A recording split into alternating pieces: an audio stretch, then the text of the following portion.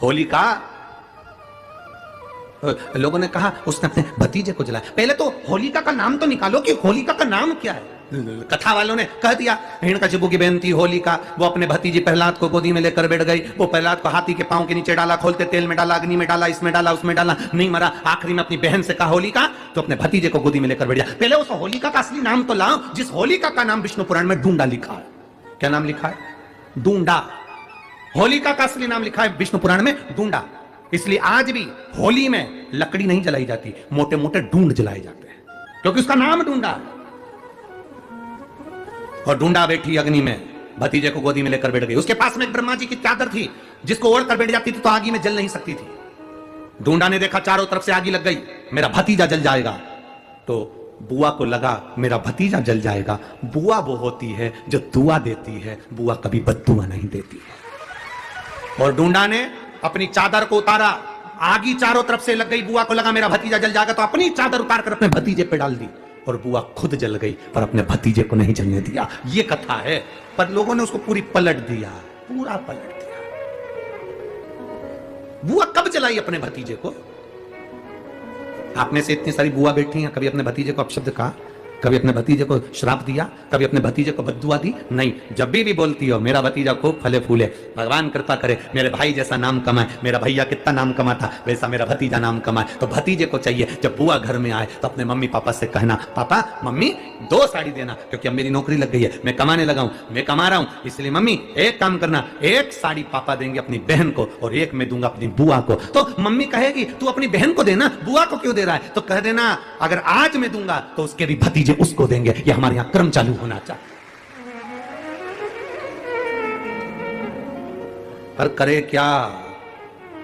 4 भाई 1 साड़ी, बहन को जब देते हैं पैक करके, पूरी पैकिंग,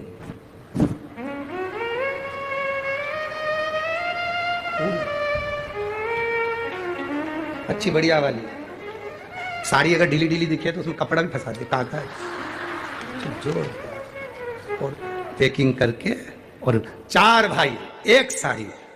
चारों भाई राखी बनवाने के बाद ऐसे हाथ लगा के देते हैं जैसे पूरे पुणे की प्रॉपर्टी दे रहे हो। पुणे की। किसी ने पूछा कि क्यों रे, चारों भाइयों ने मिलके 1 साड़ी दी। अभी हम एक ही तो घर में रहते हैं, सब एक हैं।